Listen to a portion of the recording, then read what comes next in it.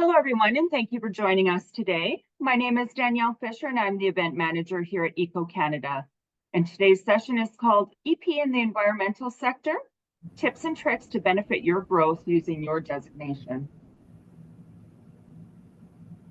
Before we start, there are a few housekeeping guidelines for today's session to ensure that everyone can enjoy and participate in our session effectively.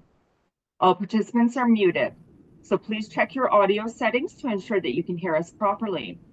If you're experiencing any technical issues, please use the question box and select technical support, and we will do all that we can to resolve the issue. Today's webinar is being recorded and will be made available on demand to you on this platform for the next month. Any questions that you have about the presentation or today's topic can be submitted through the chat box or question box. We will have dedicated time during the presentation to answer any questions from the audience.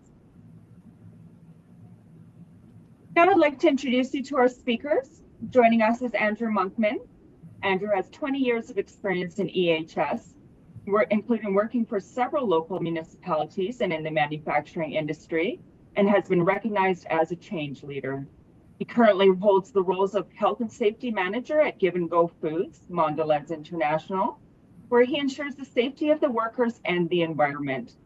As an environmental professional, he achieved his Bachelor of Science in Environmental Science from Royal Roads University and continues to be an active member of Eco Canada and holds his EP designation and with specializations in air quality, water quality, waste management, health and safety, and sustainability. We'll also be joined by Helen Crowley. Helen is the team lead for certification here at Eco Canada and loves seeing when members get the most out of their certification and start to gain traction with their career. Welcome. Thank you for joining me. So I thought we could have a bit of a fireside chat with you, Andrew and Helen, and kind of talk about the EP designation. So why don't we just jump right in and we can kind of go from there. Does that work for you, Andrew? Sounds great. Sounds good. Wonderful.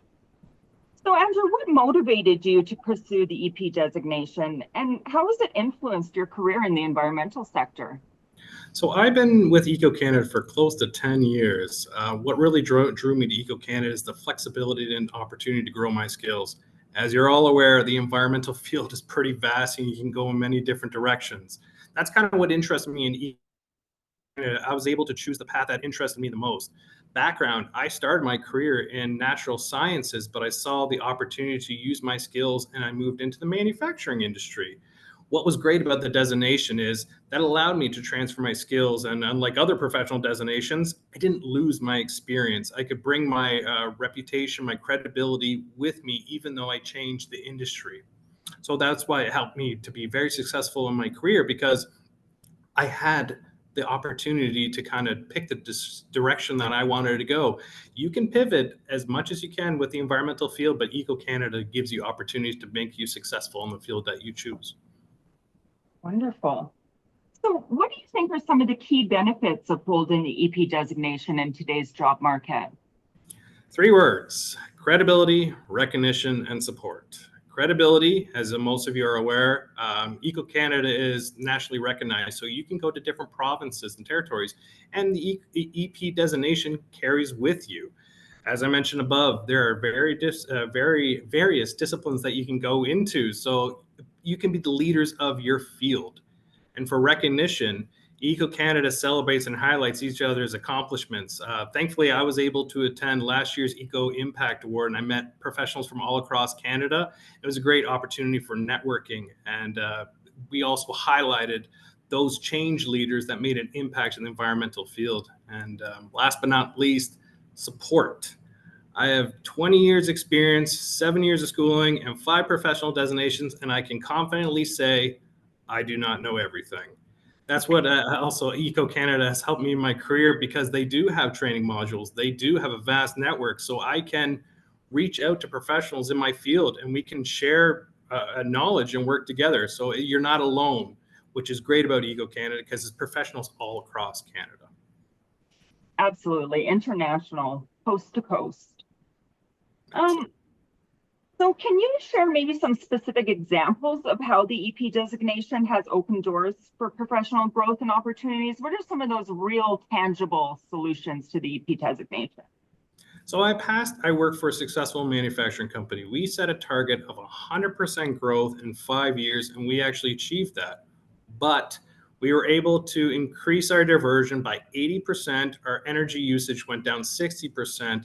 So the company actually saw, even with the increased sales, the environment can actually be part of the change focus for a business.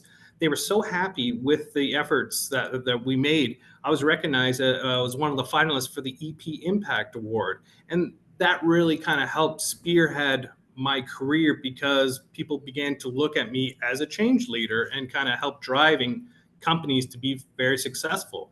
With that skills and opportunities, I changed 3 different companies, kind of created 3 EHS programs from scratch, and I will probably continue to do so.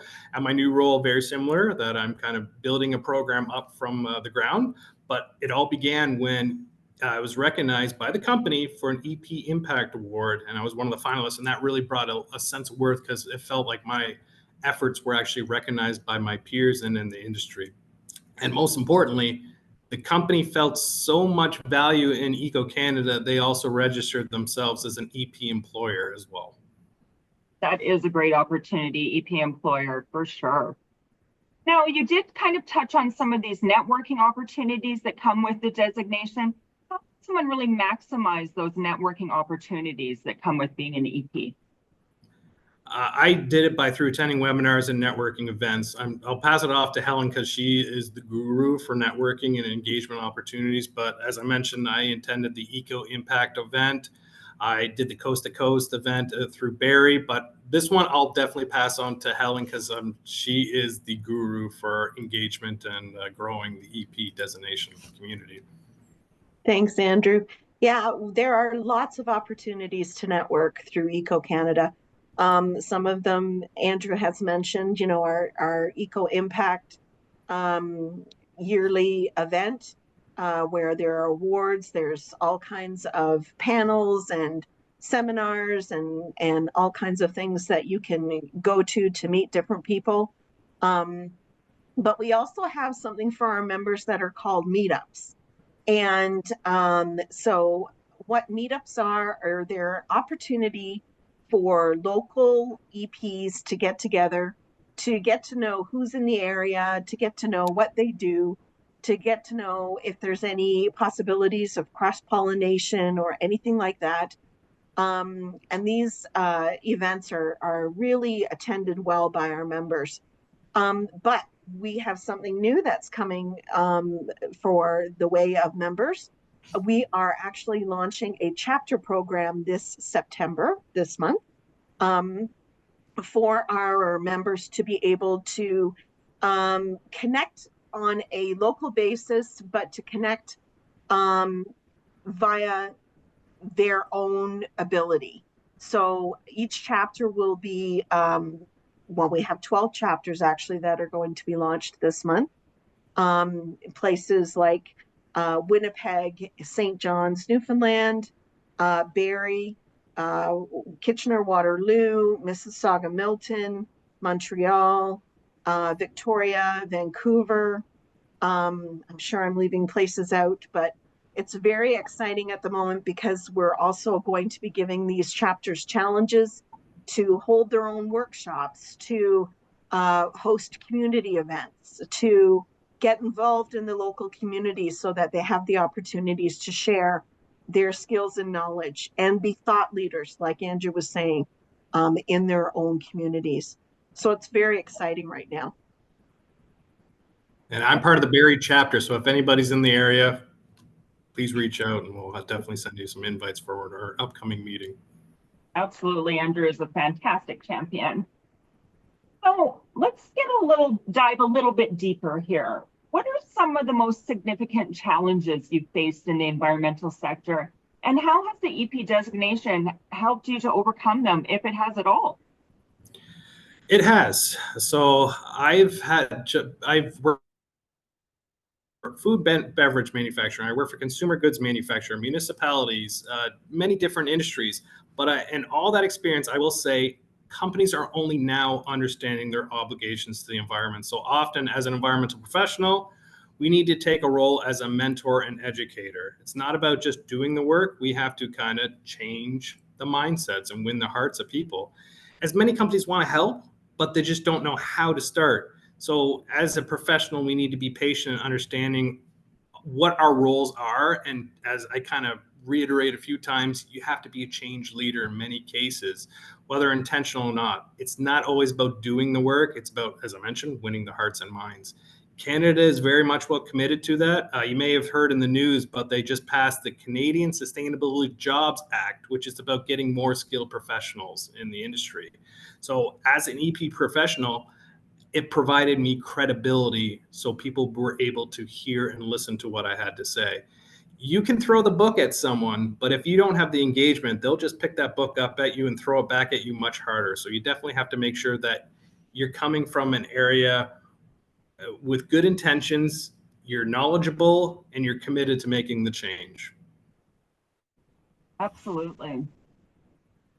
Now, we are getting a few questions. What advice would you give to someone new in the field about leveraging the EP designation for their own career advancement?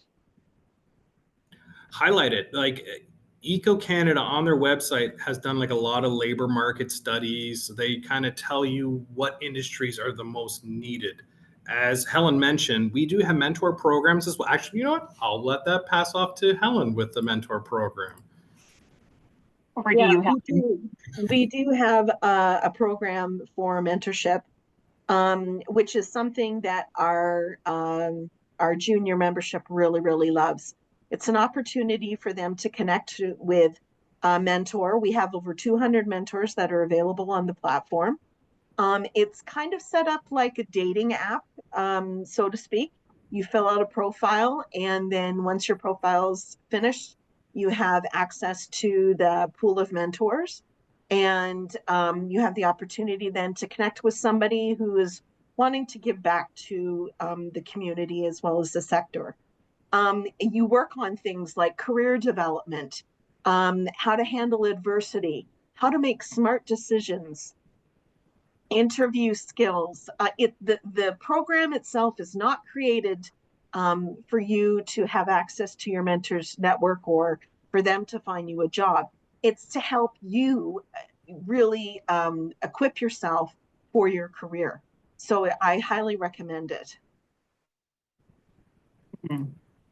And during the last Eco Impact event, we had a speed mentorship kind of round. So people were kind of moving around the tables. I was one of the people, and we just kind of communicated and just offer opportunities and guidance as a network opportunity. Because again, it can be a bit of a challenge to get into the environmental field, but that's how you can be successful, is making those connections with people in the field and then getting that input from them to be helped to be successful. Yeah, there's one thing that I could say that we do very well. It's we really equip members to be able to focus on their careers. We give you the tools to help you find employment. We don't find employment for you. We're not, a job placement organization, but we have amazing tools to help you with your career development. There is a job board on the website too. There is, that is true. For sure. And there's actually a round table in this virtual career fair that you guys can join to go to that job board if you are looking for a job. So let's talk a little bit about the future. How do you see the EP designation evolving in the next 5 to 10 years, especially with the rise of these new environmental challenges that we're all facing? You've probably been hearing the buzzword ESG, environmental social governance. Europe is kind of leading the charge with a lot of many regulatory requirements, making it law that they have to follow. Canada is very slowly starting to adapt that, but that's going to be a big focus. I do think in the next couple of years, EHS will become ESG as kind of the change leaders for this. Currently, we do not have the workforce to support these new requirements or a clear understanding what is going to be required. We're seeing many companies reporting on ESG metrics, but each company reports different things. With Canada, we're only just dipping our toes into the ESG industry. So you often will go on people's websites and read their ESG annual report, which is great, and they're doing a lot of good things, but everyone is different because they're still trying to figure out what their requirements are. So as an environmental professional, that definitely will become a very value added role, because they will need people to kind of guide them and spearhead and prove that they're doing what they're saying. And it's going to be an ever evolving industry, but Europe has been dictating a lot of the ESG requirements. It will be coming to Canada. We only have 1 or 2 regulations for ESG, but it is going to be coming in the next couple of years. Yes, it looks like the landscape is changing rapidly. So having this designation, I think, would help, especially with these networking events and being kind of in the pulse of what's going on. Mm-hmm. So when we're talking about industry trends and regulations, something that everyone, I'm sure, has on their minds, how can an EP designation support professionals in staying current with those trends and regulations? So I'll answer to start, and then I'll pass it off to Helen because she can talk about the new initiative that they've been rolling out. But you may have seen the newsletters in Eco Canada. There's been a lot of focus on blue economy. That's an exciting new industry that needs, again, you've been hearing it many times, we need more skilled professionals to kind of support it. Helen, do you want to kind of add on that? Well, for the blue economy, we are actually putting together a designation.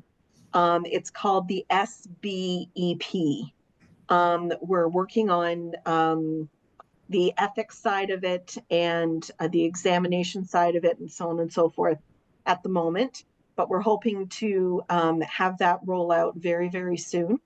And it's a wonderful opportunity for people who are in the blue economy to be able to highlight their skills and their careers.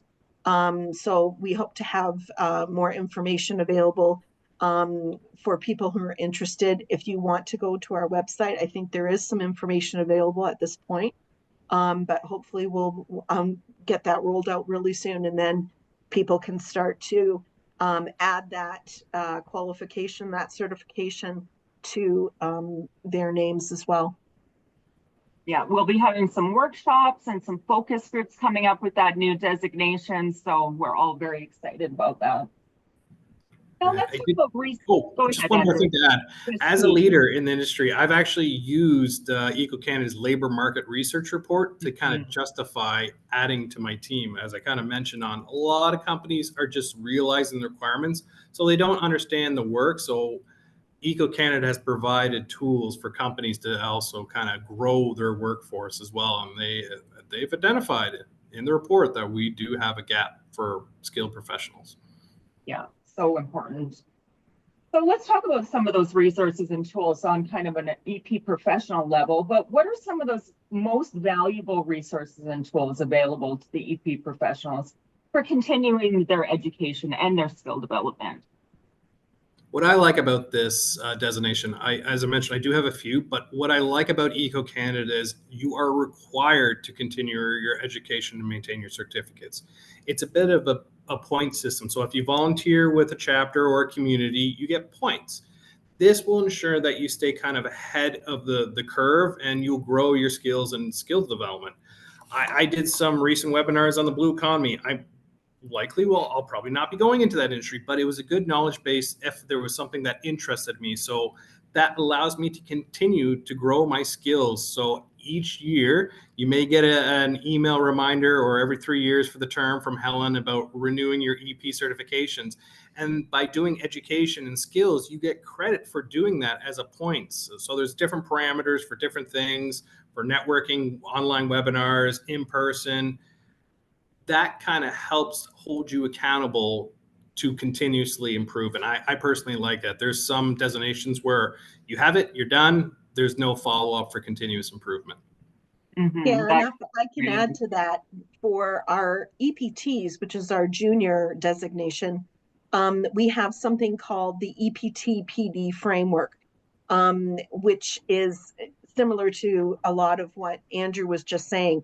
except what we've done is we've put together courses and webinars that can earn credits for our junior professionals, because they don't often, employers won't send them to conferences and so on and so forth until they're a little bit further on in their career. So we have the opportunity then to provide them ways to receive those PD credits. And the thing is that in doing that, they're also exposed to courses and webinars where they can get those soft skills that are needed within their job placements as well. Things like technical writing and communication, different things like that. So that's one of the things that we offer that's also very popular among our junior professionals. Yeah, getting out there and networking, going to those conferences are so important and within our sector for sure. Yeah. Great. Now, kind of a different kind of a question, but an important one, I think. How can an EP professional advocate for sustainability initiatives within their own organizations? I've mentioned a few times, you have a network. Pull resources and examples from your peers to share best practices. You don't always have to reinvent the wheel. You can ask what other companies are doing to help kind of let that work for them. You don't always have to, as I mentioned, reinvent the wheel. Start small and kind of begin the flywheel method. As you get momentum, it will start to begin and you'll get more momentum. Eventually, the wheel will just start moving on its own. That's what happened in my previous experience, where they didn't know how to start. You give them the tools and you start the wheel just turning a little bit, just with some small wins, like even Pop Tab recycling program, small engagement opportunity, but got people excited. Then we began to increase our recycling program. Then we began looking at energy conservation, air pollution monitoring. Again, it all began with something small. And then as people saw the buy-in that people got excited about and they saw the change happening, everybody wanted to get on board. And then it became just second nature for a lot of people. Mm-hmm. So that kind of brings us to our conclusion before the Q&A. What final piece of advice would you offer to someone considering the EP designation or currently holding it to maximize their career potential? Never stop learning. It's such a valuable trait. As you heard many times, the industry is always evolving. Do as many training opportunities as possible. I have a very busy schedule, but I definitely make time to do further education, because the moment you think you know all the answers is the moment you stop growing as a professional. It can provide more valuable opportunities. Again, if you volunteer with either your community, Eco Canada, you'll meet new people, new professionals, and get different mindsets and perspectives. That is what's great about doing the training and networking with different people. You don't always have to have all the answers. You can pull on different people to help you, guide you through your career. Absolutely. So that brings us to the question and answer portion of this webinar. If you wanted to leave your questions in the chat box or the question box. I have a first question. I think this one's probably for Helen, but can EPT maximize their own benefit? Oh, what I would say is work your program. Quite often I will get phone calls from EPTs saying, I'm really frustrated. I can't find a job, or I'm having difficulty kickstarting my career, whatever. And I always tell them, have you been initializing the mentorship program? And quite often the answer is no. That is one way that you can do that. The other thing is, have you been doing your framework? Because the more, like Andrew is really saying, you need to keep learning, you need to keep growing. You make yourself more valuable with the more knowledge that you gain. So if you take all the benefits of the EPT program and if you work it, it will benefit you in many, many wonderful ways. We do talk about the fact that the mentorship program is not necessarily for finding a job, it's for building your career. But I do know that a lot of mentors who have mentored people have been impressed by them, so they have hired them. So, every opportunity that the EPT program gives you, take advantage of it and work it. All about Wonderful. timing. Here's a question from Anon. They're saying, I have 7+ years of experience in environmental engineering with a focus on mining, compliance, and ESG, etc. With 2 master degrees in environmental engineering, where should I start to have the accreditation of EP? That's a great one. As I mentioned, there's different disciplines: sustainability, policy leadership. What other disciplines would you recommend, Helen? Because for those who do not know, you can go up to 5 different disciplines with the EP. You do not have to just pick one option. As you heard in the introduction, I have 5 in water. Maybe for your mining application, that may be applicable depending on the type of work that you do. So you do have some variety with it. Look on the website to see what kind of discipline that works best for you. Helen, do you have anything else to add? I would download our ebook of specializations. There's 16 of them now. So, and if you would read through each of those, you would find the ones that would best fit you. The other thing as well is that once you make your application to Eco Canada with regards to becoming designated, we also work with you to help you figure that out. With your, so to become an EPT, we look at your education, but to become an EP, we look at your experience as well. So that's really, really important. So it sounds like you've got a lot of experience, and as long as you have also Canadian work experience, you could probably apply for your EP right away. Agreed. Here's a question from Ron. Ron's asking, what's your best networking advice at EP events for someone newer to their career? How do you break into making these eco-minded connections from scratch? I think that's a great question. Attend the webinars that Eco Canada has. There are some impersonal meetups. If there are none that are going on in your city, they do have other avenues where you can reach out. Forgive me, Helen, wasn't there like a networking event 2 months ago or something for professionals? Oh, there might have been. So even if you can't meet in person, there are ones that you can do online, and then you can discuss who's kind of in the area. Yes. Yeah, the other thing that I would say as well is, and I give this piece of advice to people that are new to networking, is people like to talk about themselves. So when you go up to somebody and introduce yourself, have a really great open-ended question. Like you could introduce yourself and say, get to know the person. Where do you work in the sector? What advice would you have for somebody starting off their career? Things like that. And I will tell you, our members are great. They are very open to wanting to talk to junior professionals and to offer advice and to, chat with you about where you want to see your career going. So I wouldn't be scared about approaching people either. But have some open-ended questions that you can ask people because they really do love to talk about themselves. One question I love to ask that I even ask during interviews is, what initiative are you most proud of? That can tell a lot about a person, and if they're the most proud of, they're probably going to be really excited about it, and they will want to tell you everything about it. And then you can learn about why are they passionate about it, because then maybe you can become passionate about it too, but then kind of gives you more of an open door. That is always a benchmark that I use in a lot of my questions, because you can tell a lot about what they're proud of, what they've done for their work. Wonderful. Here's another question from Anon, and they're saying, I work in environmental consulting, and there's often a push to obtain other designations, namely PBIOL. What is the main way that EP differs from other biologist designations, and how can I justify this to my employer to pay the fee? Fair. So I actually have 5 professional designations. They kind of all support each other. EP has more flexibility, where the biology one is, again, very nuanced and localized.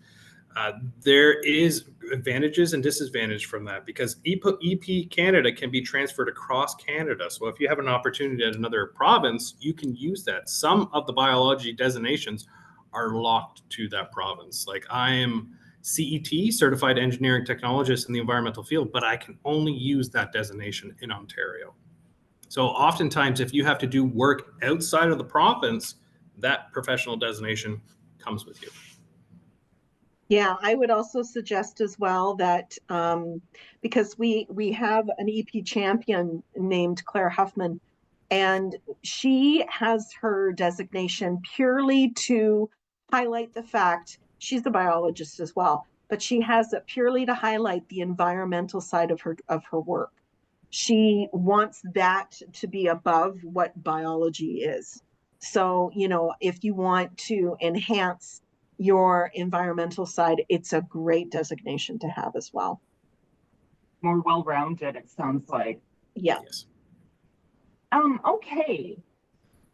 Here's a question from Kavita. They're asking, I'm a certified member, an EPT, and I would like to start my career in natural resource management and health and safety. Is there opportunity for an EPT in these fields?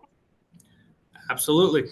I did not get into the health and safety industry until much later in my career. I started in the natural sciences. I was going in the field doing the testing, but then I saw an opportunity with the manufacturing, and the way I kind of positioned it, I'm not looking at just the environment outside of a building. I'm looking at the environment inside the building and everybody that's inside the environment. So we're looking at biology of outside a building and the people. So I tied in the environmental thought process and the health and safety, and then grew my skills.